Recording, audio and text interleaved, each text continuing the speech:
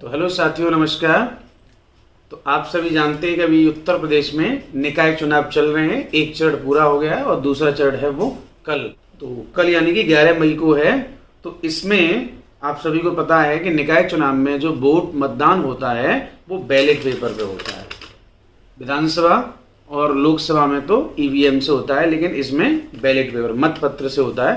तो कैंडिडेट आप बहुत से यानी लोग जो होते हैं नए नए मतदाता या कुछ लोग ऐसे होते हैं जिनको नहीं समझ, तो वो इसको क्या है मोहर लगा के गलत तरीके से इसको मोड़ देते हैं। तो हम आपको बताते हैं कि सही तरीके से कैसे मोड़ना चाहिए, जिससे आप जिस भी प्रत्याशी को अपना वोट देना चाहते हैं वो आपका वहाँ जाए और सुरक्षित रूप से काउंट हो, आपका वोट यानी रिजेक्ट ना हो। चलिए तो हम आपको दिखाते हैं सही तरह से कैसे मोहर लगा के आपको मोड़ना है। जिस भी कैंडिडेट को आप वोट देना चाहते हैं उस कैंडिडेट को आप दे सकते हैं। तो देखिए इस तरह का गाइस आपको एक मत पत्र मिलेगा वहाँ। ये जो मैंने फोटो स्टेट कराया हुआ है, वैसे ओरिजिनल तो थोड़ा छोटा होता है और वो कलर में होगा, ठीक है।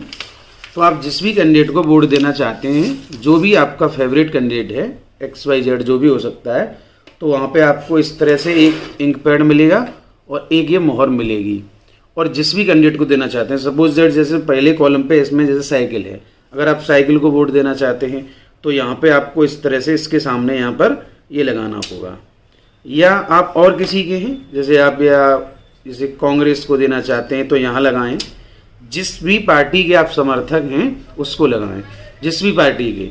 या आपको लगता है कि भाई हमें इसमें से कोई भी कैंडिडेट है वो पसंद नहीं है, तो आप सबसे नीचे जो होता है एक नोटा, इसको कहते हैं नन ऑफ दिस एबव, तो इस पे भी मोहर लगा सकते हैं। अगर इस पे आपने मोहर लगाई तो इसका मतलब ये है कि ऊपर जो भी कैंडिडेट हैं वो हमें यानी पसंद नहीं आ रहे हैं, तो हमने लगा दिया इनमें से कोई नहीं। यानी हिंदी में अगर हम कहें परीक्षाओं में जैसे होता है ना, इनमें से कोई नहीं, विकल्प में ना मिले, तो आप अपने फेवरेट किसी भी को भी, जिसको भी आप जिसके भी समर्थक हैं उसको आप यानी उसके सामने ये मोहर लगाएं।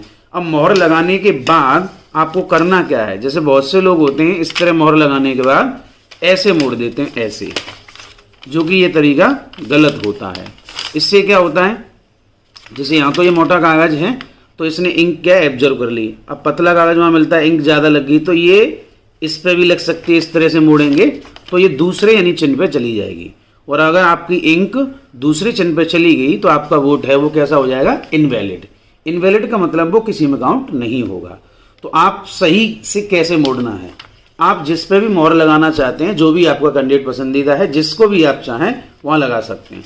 और उसके बाद आपको इस तरह से मोड़ना, इस तरह से, और इस तरह से जैसे ही हम मोड़ेंगे तो अगर इंक लगेगी भी तो उसी चिन्ह पर लगेगी। और इस तरह से मोड़ने के बाद आप इस तरह से करके और उसको बैलेट पेपर को सही से फोल्ड करके और मत पेटिका में सुरक्षित रूप से डाल सकते हैं। तो आप समझ जाइए कि इस तरह से अगर आप करेंगे तो आपका जो वोट है वो सुरक्षित रूप से आपके प्रत्याशी को पहुंच चुका है। और सभी यानी साथियों से अपील है कि जिन जिन का भी मतदाता यानी सूची में नाम है वो सभी कल मतदान के लिए अवश्य जाएं, क्योंकि लोकतंत्र को मजबूत बनाने के लिए मतदाताओं की महत्वपूर्ण भूमिका होती है और सभी को अपने अपने मत का प्रयोग करना चाहिए।